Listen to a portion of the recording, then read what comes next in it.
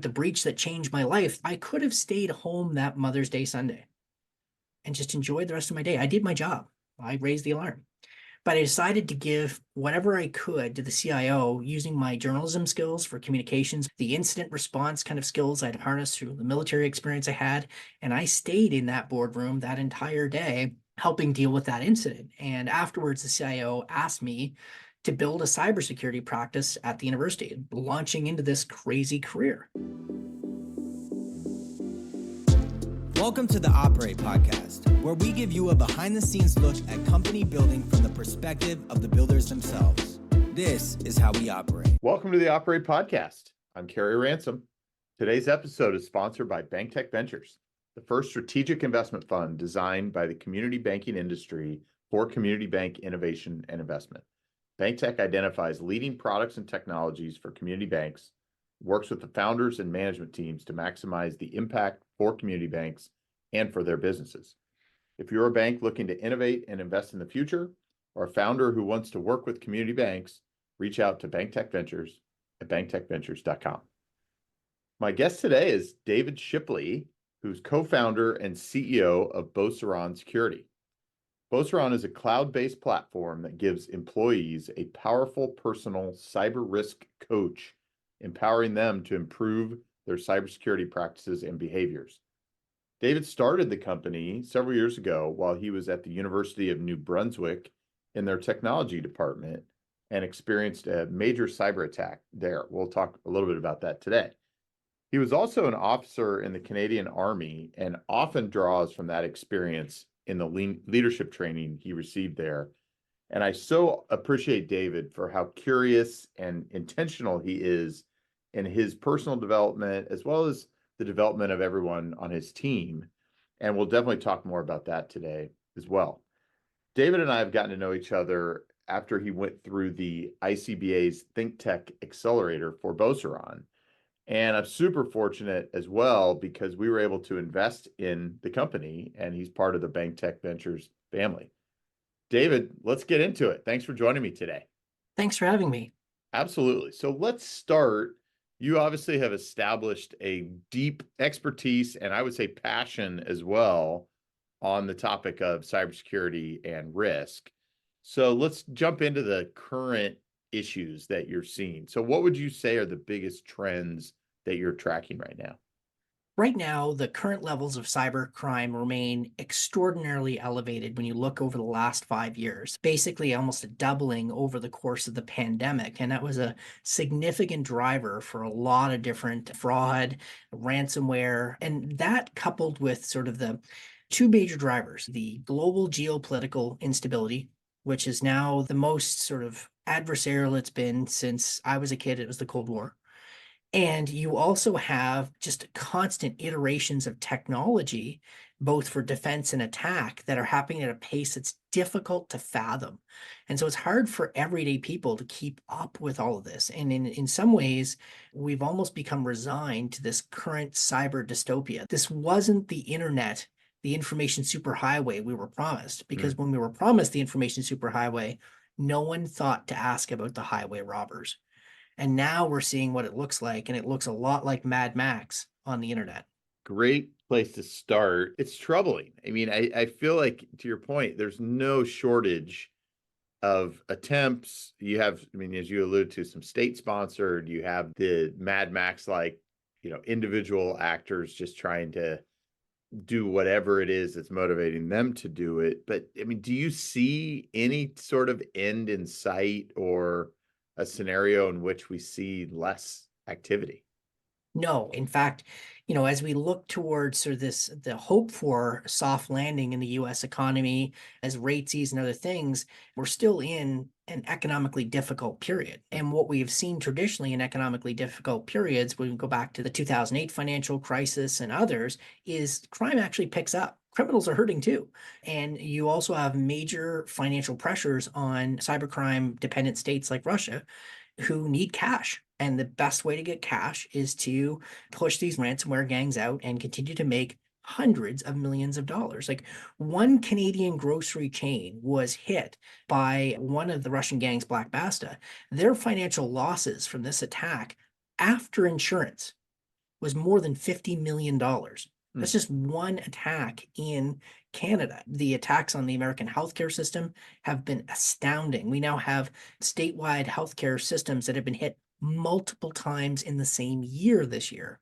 So it has been an absolute free-for-all, and it is primarily financially motivated.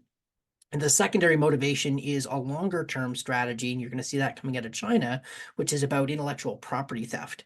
Mm. And as this great manufacturing reshift happens, there's more and more panic happening inside that economy about, okay, what's going to happen? You'll see an increase in the theft of innovation and ideas. And so that's going to be a challenge at the macroeconomic level. And then on the personal level, we're seeing a revolution in fraud targeting the individual.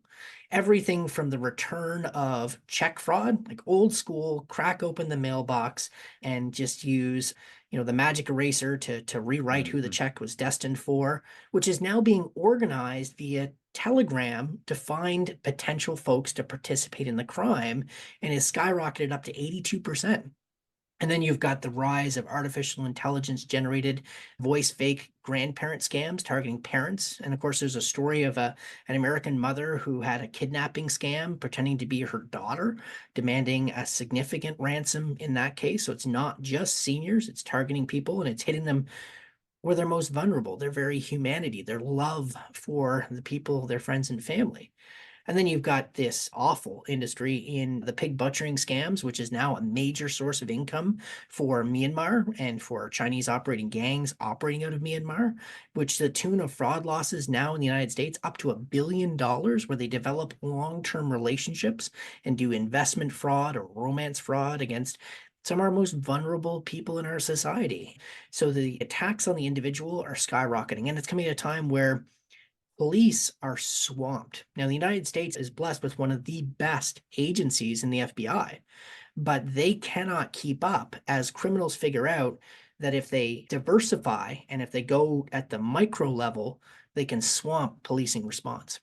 Amazing array of challenges that we're facing. Thank you for giving some additional insights there. And it's troubling. Let's try to talk about some of the ways that we can help address it and fight it. You obviously work with a number of banks, both large and small, but also companies across various industries, and you even alluded to some of those. But to focus a little bit on banks for a few minutes, as you think about banks, what are the biggest risks that you feel like they have?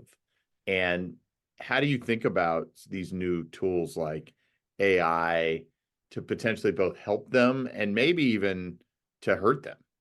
Absolutely. So the banks themselves are relatively robust. Now, no one is perfect and absolutely nobody is bulletproof, Mhm. but they're a tough nut to crack. And criminals continue to just launch attack after attack, particularly in the form of phishing emails and other things, which still have a great criminal ROI associated with them. Mhm. So they're going to keep banging at that door. But what they realized is that the money flows through customers. So they're going after small business customers, doing things what we call business email compromise. So they're looking to get them to execute fraudulent wire transfers that your bank is now caught in the middle of, because you might have some suspicions about this, but the customer's like, no, I need this done. And you're trying to maintain a positive business relationship with that small business owner. And, what's that point between relationships, friction, and security and trust on that side? So that's an increased cost for the banks. How are you going to Mhm. manage that risk for your customers? And it's coming at a time when insurance is really starting to tighten up. And so, you've got this very tight operating margin situation where you don't have unlimited pockets to underwrite this fraud. Your insurers are starting to balk, and you've got to figure out how you're going to protect your small business customers.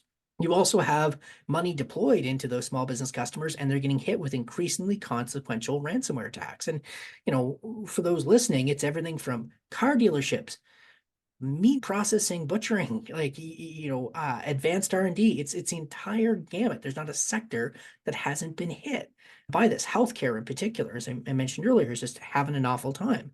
So you have money tied up in them. You are invested in their security. And then on the personal banking side, you've got a growing senior cohort You want to service those needs. You have their children and others who are trying to manage that risk with their parents and manage access to these things. And you're now caught in that situation. And these relationships are important to you. They're your community. So how are you going to protect people from grandparent scams and other forms of fraud? It's overwhelming. And regulators are starting to ask questions about how do you prove you're helping your customer? Because in some ways, government is looking to push off some of this problem back onto the financial industry, which couldn't come at a worse time, but that's the way everything's starting to land. So as you think about then the bank's cybersecurity stack, right? It's a moving target, as I think we would both agree.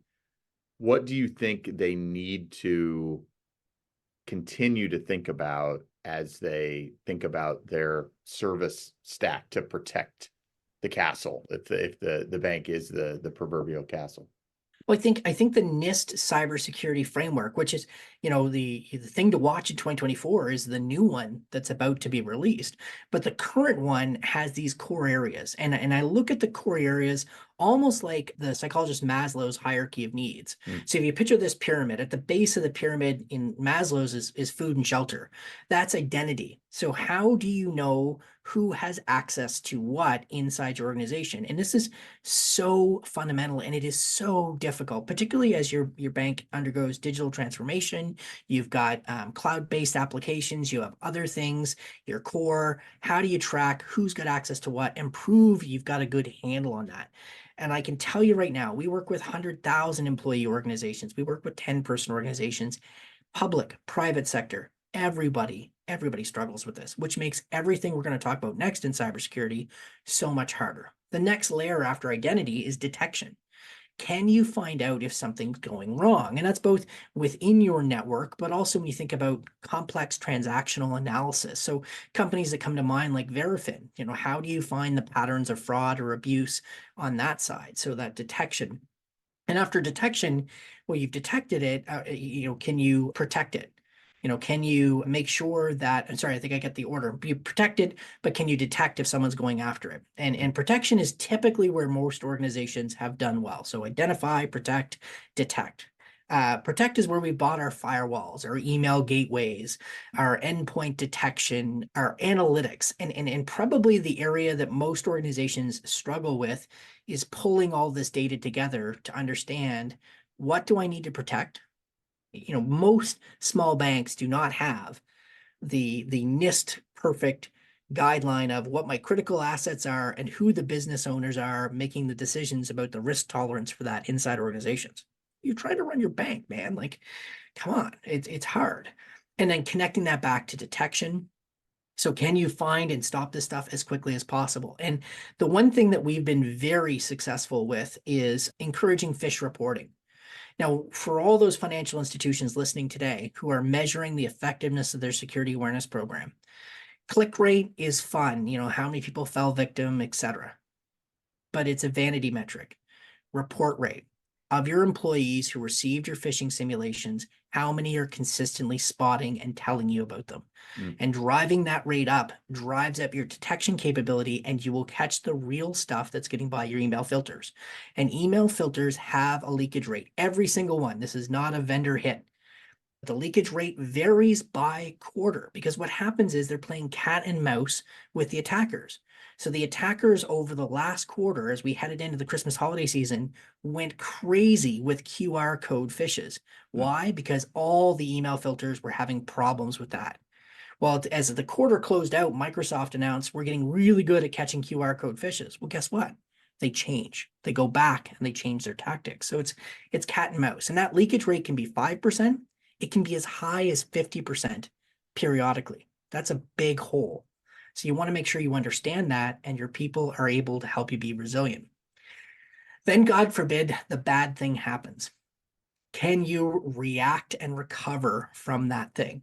Have you practiced this out? Have you done a tabletop exercise where you've actually thought through a ransomware attack, but also you've thought through your top 20 customers and what happens if they have a ransomware attack? How are you supporting them if they're having a wire transfer fraud? How are you protecting what's material to your bank, your value, etc.?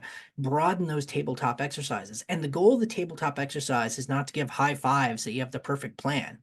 Find a flaw, find a hole in your planning, realizing that, oh, we didn't have this document, or we don't have this phone number, or we didn't talk with our insurer, figuring that out and practicing it. And this is where the military side of me kicks in. The goal of a good exercise is to make stuff like muscle memory, to really practice this, rehearse this in a way that you're not getting fired at while you're learning on the job, because that's no fun for everybody. And then recovery. And I think this is the biggest thing that we need to do as a society is destigmatize cyber attacks. We don't blame victims when they get mugged. We don't blame banks when someone rolls in and rips an ATM out. It's the bank's fault. That's a criminal activity. So we need to destigmatize the idea that, the bank failed to defend itself against a sophisticated multi-billion-dollar multinational criminal enterprise that's damn near untouchable. That's not the bank's fault. So they're doing the best they can. So how do we learn from that? How do we create black box thinking? Like in the airline industry, every time there's a disaster in the airline industry, the first things that we want to do is focus on what can we learn from this? How do we improve from this? It's not, oh, bad you. It's as much as possible, learning as quickly as possible. So that's my sense of the stack. I find based on the data we have, and we do this NIST review with all kinds of different organizations, identity is usually the biggest smoking hole for organizations. It's tough. It's difficult. You get good companies like Finisec are helping folks wrestle around with that area. The other areas they really struggle is in a bit in detect, but really in that prepared to respond and recover stages.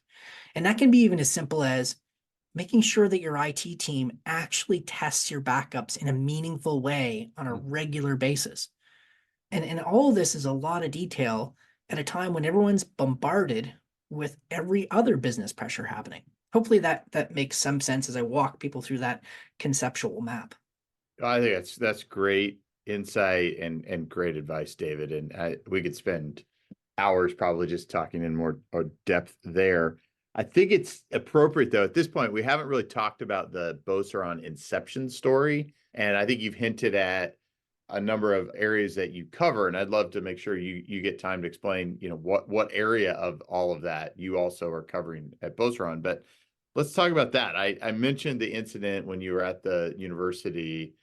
Let's give you a few minutes to share that story of sort of how Beauceron even came to be.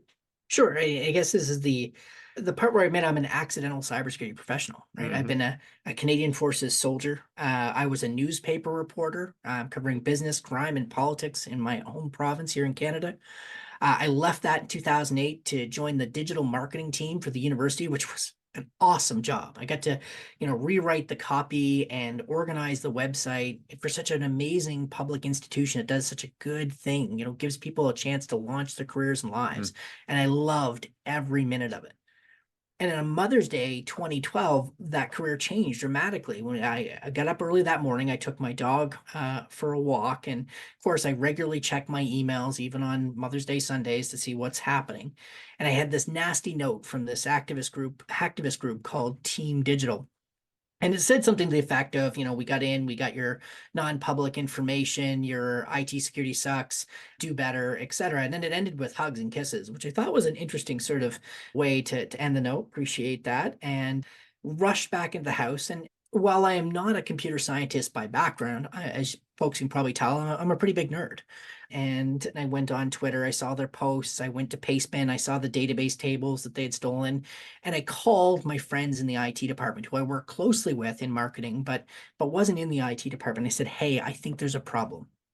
I raised the alarm. This is what we call the sheepdog effect now at Beauceron. Someone noticed something and they said something about it. And then I made a choice, and this was really important to me. This is the life-changing choice. I could have stayed home that Mother's Day Sunday and just enjoyed the rest of my day. I did my job. I raised the alarm. But I decided to give whatever I could to the CIO using my journalism skills for communications, both within the organization and external to the organization, the incident response kind of skills I'd harnessed through the military experience I had. And I stayed in that boardroom that entire day helping deal with that incident. And afterwards, the CIO asked me to build a cybersecurity practice at the university, launching into this crazy career.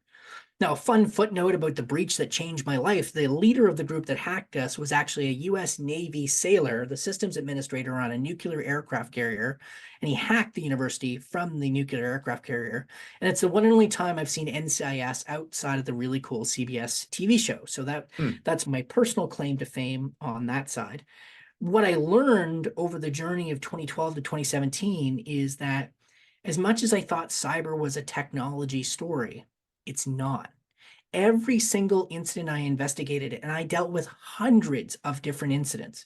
Everything you could ever imagine from a headline happens at a university. People, process, and culture were the drivers. Technology was merely the accelerant for the severity of the incident. It's the choices that we make and how we leverage technology, and we think about that. And for those who do know me, I love understanding the history and meaning of words. And the words cyber and technology have really fascinating Greek roots. And maybe in a future episode, we'll dive into those. But when you stop and you think about the end result of cyber is the story is positive when people are in control of technology and they realize that technology is about choices and which can be good or what can be bad. And can we be accountable for those choices? Well, fascinating how life can send us on a path that we never expect, right? I think this culture of security, as you talk about, is something that we all have become more attuned to. And, I even find I was talking to some bankers recently at an event and was mentioning an email that they should have received. And one of them said, I think I may have seen that, but it looked like it might be a phishing email. So I ignored it. And I had to assure him that it wasn't. It was from a company that we utilize. So as you think about that culture, though, what other capabilities do you feel like companies or banks in this case need to continue to think through to make sure they're sustaining this, but also not maybe going too far? Well, and I think, my friend Dr. Jessica Barker put this well. Every organization has a security culture. The question is, what kind of culture is it, and are you involved in shaping it? And what we're advocating and we're proving with the science that we're developing is that positive security cultures have clear benefits to organizations that go beyond just a compliance orientation. Compliance is important, absolutely. But a positive security culture enables you to take advantage of all the best of digital transformation and technology while minimizing your risk. So maximizing profit, minimizing loss in the purest possible way. That is a positive security culture. It is not about everything being so secure that you can't do anything at your job, because the most secure bank is the one that just goes and turns all its servers off and hoards all the money. But that's not a functioning, living, business enabling, community enabling organism. That's not what it is. So what we've done at Beauceron, and what was really important is when I was doing the work at UNB, I was told I had to educate faculty and staff and students at a university. Now, on one hand, you think this would be really easy because that's what you're there to do, to get educated. But actually, it's really, really, really hard because everyone's so busy. How do you make this story relevant, et cetera? And it was a very frustrating experience until I realized the power of making people motivated and accountable at the individual level. And this is where the idea for the personal cyber score that's related sort of philosophically to a credit score. People could see it, understand it, see how their actions and knowledge attainment actually influenced it, and could take ownership. And so thus we created a community of people that cared about security and saw how it was relevant to their personal success. And that's really what made the difference. And then we saw the impact of this back in 2016 when we were really pioneering some of these concepts after a Canadian university paid a ransom in the early days of ransomware. And we were shocked. It was $25,000, the horror. I mean, nowadays ransoms makes $1.2 to $9 million on it, but they paid. And what we saw was attacks against the university Emails with malicious attachments went from 125,000 a month to 1.25 million the following month. Just went through the roof because they found a sector that was willing to pay. We didn't have a skyrocketing incident rate because while our email filter remained about 95% accurate, which for those doing math at home, 5% of 125,000 is one problem, 5% of 1.25 million, different scale. But we had lowered our susceptibility to phishing from 30% to less than 5% through the work that we'd pioneered. And then we noticed something else. We skyrocketed the amount of employees reporting things so we could get on issues faster. We didn't have a catastrophic incident. That to me is a positive security culture. Some really cool bleeding edge work and some previews to some of the annual report that we have coming out is we are actually pioneering the calculation of return on investment for security awareness. And we can tell you that you start to see a slight decline in your returns, diminishing returns, in about 22 minutes. If you bombard your employees with more than 30 minutes of training, you not only see a significant diminishing returns, you actually enter into negative returns. What do I mean by that? If you overtrain your people, if you irritate them and bore them and tune them out, they will click on more things. Some of them will do it out of spite. Some of them will do it just because they don't care anymore. So there actually is a careful balancing act. And so, this evolution of security awareness training in a certain amount, we've got to move some of the IT managers for. We can just train this out of them. No, you have to carefully budget your attention and make sure you maximize the connection between the work you're doing and how it helps that employee if you are going to hit that peak of risk reduction while maximizing impact to the business. And so it's really exciting work that we're doing. Super interesting, and love that you're taking a true sort of economic view of it too, in that for many, I think, that are in your industry, no amount of training is ever too much, as an example. And I think that taking this much more measured approach makes a ton of sense. Let's talk about some specific customer success examples around that. So maybe an example of a bank or someone who has really improved their security culture or success in fighting off those phishing attempts as a result of using Beauceron. Yeah, there are a couple of different ones, which for obvious reasons I can't name any specific banks in this case, but a lot have seen dramatic declines in those click rates, which is good, but it's been that boost in report rate. And probably one of the most powerful things that we've seen this year was deploying to a number of our community bank partners an AI-powered and analyst tool that we have that actually can be combined with customizable feedback, telling people if something was or was not a phish. And so we've seen those organizations get very positive reactions from folks because now clicking the report a phish button isn't just doing, the old Office Space in a tech, what's good for the company and click the button. Now this is the source of truth I can go to get some help where I don't know if I can trust this email or not. And, a lot of organizations previously didn't give feedback on real suspicious emails. They're just too busy. There's too many of them. Like our largest customer gets 50,000 of these reported a month. They just cannot do this at scale manually. It's just too expensive. Now they can actually create workflows that encourage reporting. What's really interesting, going back to the economics, to your earlier story, 25% of the emails reported by your employees are actually legitimate emails. And one financial institution we work with, one of the ones was a regulator with an urgent money laundering tracking request and sent by email. I was like, no, this is the regulator. And you really, really, really want to reply back so we can make sure that the stuff that needs to get dealt with doesn't just get dumped into I thought it was a phish, I'm good.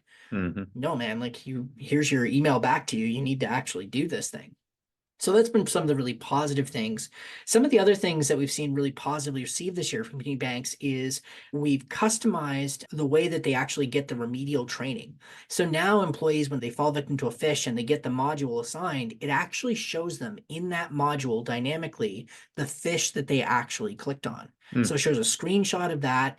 It also then uses some leading edge research that we've done around emotional intelligence. It tells you what the emotional ploy was we were trying to use to get you to click on that. And it also shows the cues that you missed that use the standard NIST fish cue taxonomy developed in the United States to actually help you better understand the difficulty of a fish. And so this real-time remediation, so I got to get at least one pun in, has been an incredibly popular new addition. One of the new patent applications we filed. So it's part of a growing innovation that we're bringing to market that's benefiting clients, but we're also saying, hey, we're pioneering in this space. Very cool. Very cool. Well, David, this is your first startup and founder journey. So as you think back over the last several years, what would you say is the biggest surprise that you've had so far in that journey? So there's this meme that one of my friends who was the first time founder of a parking business sent me, and it's a flag hanging in the office. We didn't start this business because it was easy, but because we thought it was easy. And I thought it was funny because I think a lot of us as startup founders, there's a healthy level of ego. And I think I went into this thinking, of course, I'm going to be one of those ones that succeed. And I think the thing that I've learned over the last, heading into year 7 now, is everything takes twice as long and twice as much money as I thought it was going to take. And as much as I would like to say I would go back and do things differently with the knowledge I have, the other part that I've come to appreciate is the failures I've made along the way. I had to make those failures to be where I am now. And it's to say that I enjoy failure. It's like getting kicked in the shin. It sucks. But you don't know what kicked in the shin is like by someone describing it to you. You kind of got to feel it. And no matter what, I continue to give advice to first-time founders about, hey, and until you're above 3 million in sales, forget about trying to build this intricate sales org structure, because you're still learning how to do this and scale this up in so many different ways. Invest more in marketing. And yet everyone is going to fall victim because they got to do it. They got to get kicked in the shin their own way to go find that magical unicorn salesperson with the Rolodex that's somehow going to be the thing that differentiates your business from everybody else thinking this is the thing that makes the big difference. But as much as I can say that to you, and maybe someone will go, you know what, I'm not going to do this. You're probably going to do it. You're going to kick in the shin. Your board is probably going to tell you hire X, Y, and Z. And what I'm realizing as I grow into this is that the magic of a startup is not just its technology, it's its team. And if you can grow and build an amazing team, that is your secret sauce. That is your competitive advantage. Your unfair advantage is the team and the experience you've had. This year was a challenging year for Beauceron, but we still grew significantly. And I've got a team to a T. Everyone is their first time out. And we're doing 7 figures plus in net new sales while retaining a significant customer base. And we're getting better at it. This year was like that transition from frosh year to sophomore at university. I've joked all along the way that this has been kind of our secondary high school journey up into university. And I feel like we're crossing that threshold. This year will be kind of the amalgam of finishing our undergraduate degree, and then we're into that graduate space. The caliber of the conversation around the management team table in the last 6 months has changed. It's the hockey stick, but it's the hockey stick not necessarily reflected in a growth chart yet, but it's the leading indicator of what I think will come in the coming year. Very cool. Well, thank you for sharing sort of that journey so far. I think I know the answer, but what would you say you're most proud of in yourself and the team at this point? Working in cybersecurity is a particularly honorable field. The idea, particularly of we protect entire healthcare networks, and we protected them during a pandemic and helped them avoid disruptions to services that could literally have been life and death, and certainly life altering if we think about the ransomware attacks that have delayed cancer treatments for people. So that one's very near and dear to my heart. I also think about the fact we've helped police departments, which is really cool, right? You feel almost like that superhero cape on, helping protect police departments and helping educate officers in ways where they can then turn around and use these skills you've now taught them to help the general public. So those are two I'm particularly proud of. Internally, I'm particularly proud of the grow-it-all culture that we have here. There's not a single person in Beauceron that's a know-it-all. I mean, Sean is so brilliant as a guru, as our sort of techno wizard CTO that I think sometimes he knows it all, but he never thinks that. And everybody here is thirsty to keep learning and growing. It's the best thing about a startup is the opportunity to grow. Mhm. It is not the place to be stagnant or stable. And that's not to say that folks seeking job stability is a bad thing. There's a need for that. There's all kinds of organizations, but startups are a place for radical growth. And, that changes who you are. And I think in some ways I've joked with my wife, the one regret I have about creating a startup is I don't know if I could ever go back to any other kind of life. Mhm. That this is like the tiny home movement. Like once you've hit that sort of peak and you've gotten rid of all your stuff, you're never going to get trapped by that other stuff again. You're going to want that freedom. So I'd say it's amazing for that aspect. And I would say do a startup if you're the type of person that looks at a hill and goes, I want to climb that. If for no other reason, because the hill is there Mhm. and you want to know if you can do it or not. And remember, it's okay if you don't succeed, because what you think success is and what success actually is two entirely different things. That's entirely possible. That's right. That's right. Well, I'm also curious. You started the company. Obviously, you're from the New Brunswick area, but you started and you operate the company from there. Obviously, not well known as a startup hub on the global scale. What do you see, though, as the advantages of building it there? One of the things about Atlantic Canada in particular, which for those listening who've never been here, it's the best part of Canada to visit. If you've only been to Vancouver, Toronto, or Montreal, you've missed out. Come on down to Atlantic Canada. We are the original pioneers. We are still living in the Maritimes. We live in the wildest part of Canada weather-wise. We have the highest tides in the world, and that geography and that ruggedness shaped the entrepreneurial spirit of the people here. And I would say this, for a province of, now we're proudly all of 800,000 people, just like to say, getting into the big times here. We've spun out $1 billion worth of exits in 2 startups, both of which trace their DNA to the same tech department at University of New Brunswick I worked at. Q Radar, which sold for $640 or $630 million to IBM, which created the seed money that would eventually help get Beauceron started, and Radian 6, which sold to Salesforce a few years later for about 300 million. So the combined $1 billion impact. That was transformational to this area. And there's a great book by Gordon Pitts called Unicorn in the Woods. And it talks about these really interesting tech companies here. And we are a hidden gem. And for value-based investors looking to find the things that are not necessarily getting sucked into the hype cycles of major startup centers, there are some fascinating companies here tackling really interesting problems in ways you wouldn't expect. So there's a lot of really interesting value. But the people here they are resilient.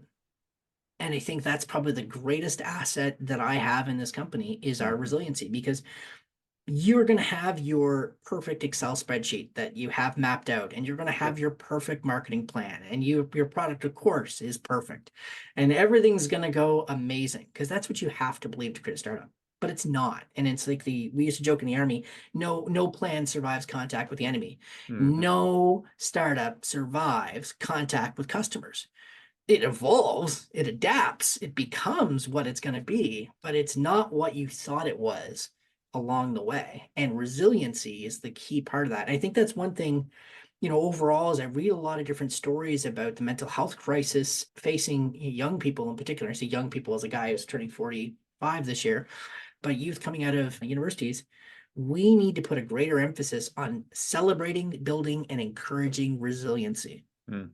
And the habits, the patterns, the skills, and the experiences that help you become resilient. Any challenges that you see building a startup and a company in an area that is maybe less experienced with them? Well, certainly access to capital is a massive challenge beyond a very healthy early stage seed and pre-series A environment. It can be incredibly challenging to attract capital. Canada in general is not the best VC environment overall. We have a very, very conservative approach to that. We've forgotten that venture capital includes the word adventure, which implies risk in many cases. And we constantly seek out the next Shopify. So there's an immaturity on that side. Talent-wise, we are outstanding. And That's what great. a lot of people don't realize is Canada is the best in the world at immigration. Mm. We're bringing in 1 million people almost a year now, and we are going around the world looking for the best and brightest. And we are welcoming them in ways that I think Canada has captured some of that American spirit, that American dream of come to Ellis Island and seek out your future. Let's come to the Great White North right now and seek out your future. And we're changing in so many wonderful ways because of that. But we are attracting a ton of tech talent. And the fact that remote work has become a significant part of things, that's a huge help to a country. And while New Brunswick may not be well known to your listeners, we were the first jurisdiction in North America, the first before California, to have broadband fiber to the home, Mm. to have fiber to the neighborhood. We led this continent in infrastructure, and we still have one of the best infrastructures in the world when it comes to fiber connectivity.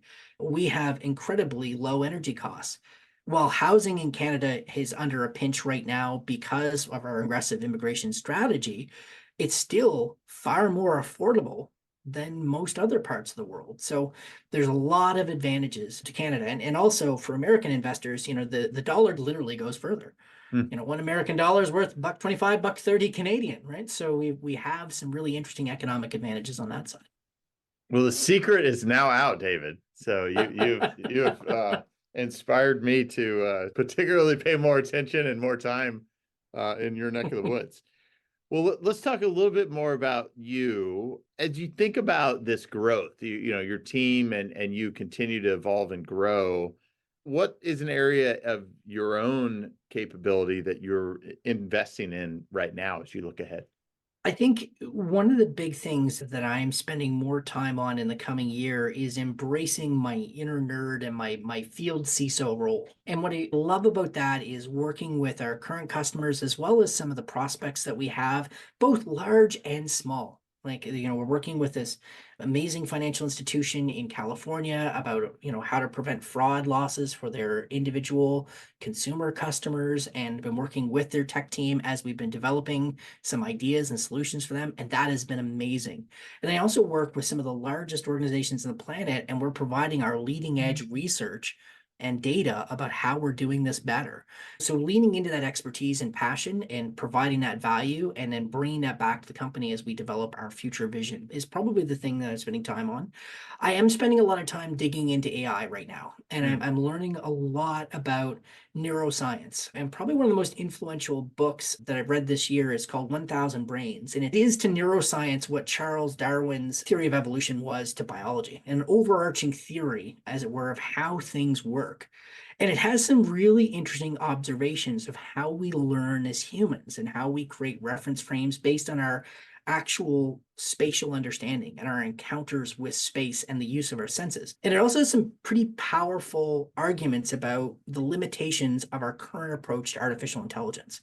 And I've also been reading a lot about the limitations of AI. And to say that I'm a skeptic about some of the overhype on some of this stuff is an understatement.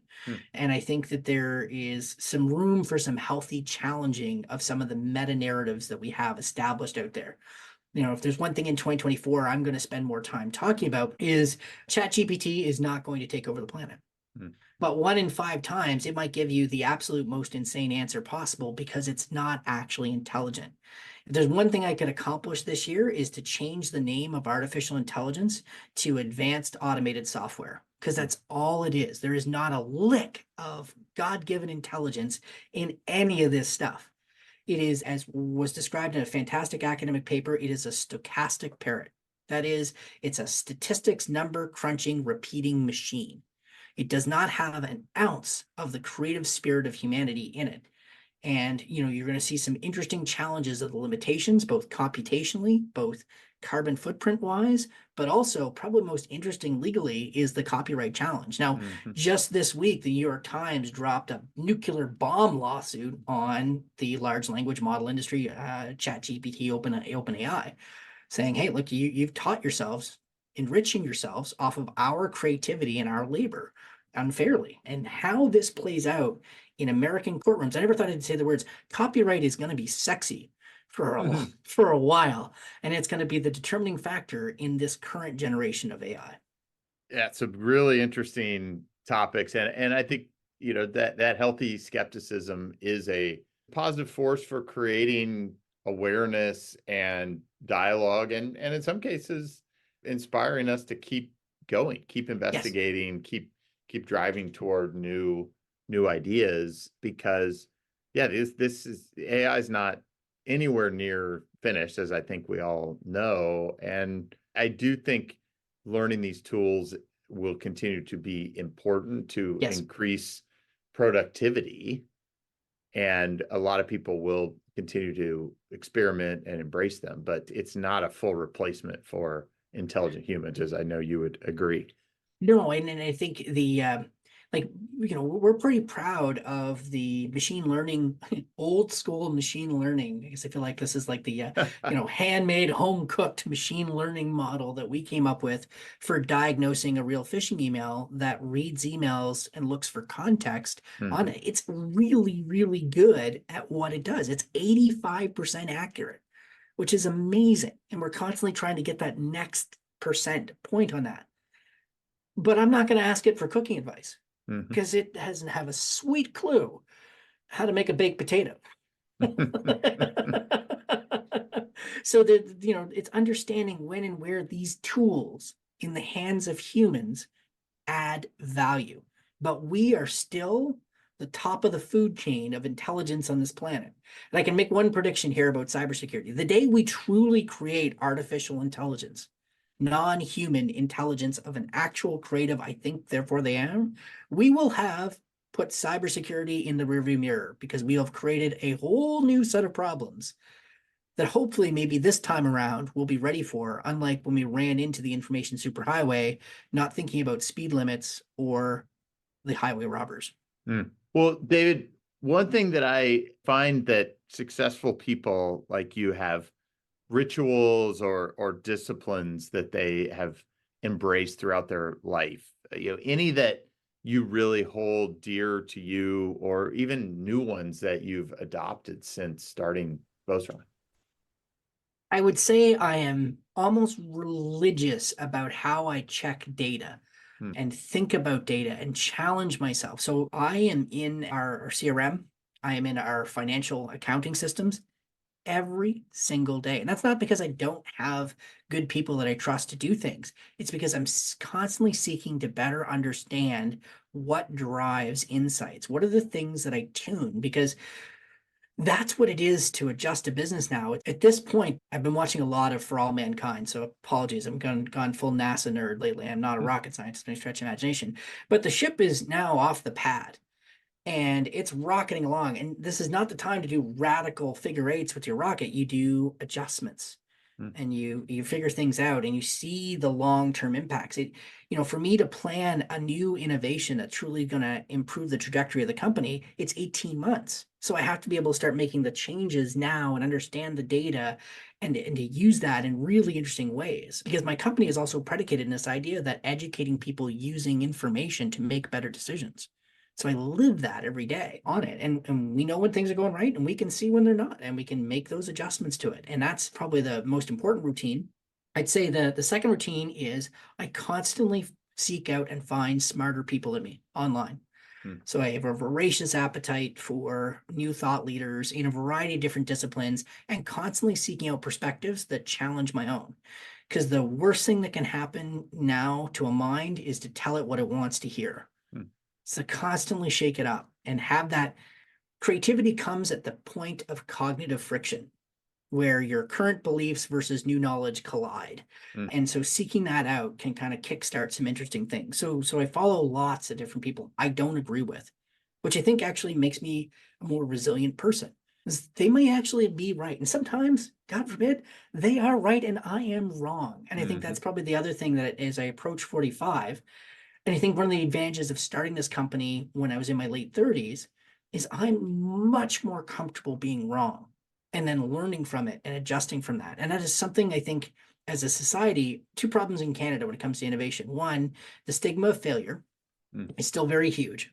Like, oh my God, why would you invest in that person? They've failed at something before. because they've learned from it. They're actually less risky than the person who hasn't failed, but side note, or thinks that they will never, ever possibly fail. Sure. And then I think the other part is that, I've reserved the right to make better decisions in the future. And it's such a liberating thought. So those are the big habits. I'm also working on fitness, exercise, something that's really important for founder mental health. You get a lot of different chemicals and hormones running through that body. When you close the last big deal of the year and you hit your numbers, which we did this week, so really pumped about, it is the best dopamine rush ever. But when you hit a new challenge that you weren't expecting, it can be the lowest low. You're just like, oh, come on. Can something not just be easy for once? And so that fitness side is really important, just to managing the biochemical makeup of the body. David, thank you for sharing so many great insights and lessons to draw from there. That is amazing. Well, unfortunately, our time has come up on this conversation. One final question to close us. What are you most excited about as you look ahead into 2024? I think we're in the most interesting era of human creativity possible. I think the number of challenges we're presented, climate change, global conflict, the use of technology to improve things, driving continued economic growth, because prosperity is key to making better outcomes for the population of this planet. It's absolutely important. We've never been confronted with so many challenges all at once, and human creativity is being put to the test, and it's delivering. And I think that's the most optimistic way I can look at all the things that are happening on our planet, the accelerated pace of growth at a societal level, because we're going to rise to the occasion that we're faced. And, I look at, it was a Kennedy speech, going back to the NASA stuff. We're going to solve these problems not because it's easy, but because it's hard and it's meaningful, and it's going to set us up for coming generations. And I think that's the opportunity in front of us all, is find a meaningful problem for our limited time on Earth, and do your best to solve it or advance it to the next stage. So this is the most meaningful time to be alive, because there's so much opportunity in front of us to live a meaningful, impactful life. Oh, so good. And so true. We all really, should and frankly deserve to be part of something bigger than us that does enhance or improve the world in our dent the universe opportunity. So David, thank you so much for sharing your story and the Beauceron story, and for keeping so many of us safer than we otherwise would be. It's important work, as you talked about. And I so appreciate your leadership in the security industry and in the banking industry that we're both a part of. And we need more committed, passionate, entrepreneurial leaders like you. So thank you for being part of this. Thank you for allowing us to be part of the Beauceron journey as well at BankTech Ventures. And I'm excited to see the continued impact that you have and that we can collectively have together. So thank you again. Thanks so much for the opportunity. Thank you for listening to this week's episode of Operate Podcast. If you like this conversation, as a favor to me, you can rate us, review us, or subscribe, or tell your friends. You can also reach out to us on Twitter at Operate Podcast. Until next week, get out there and operate.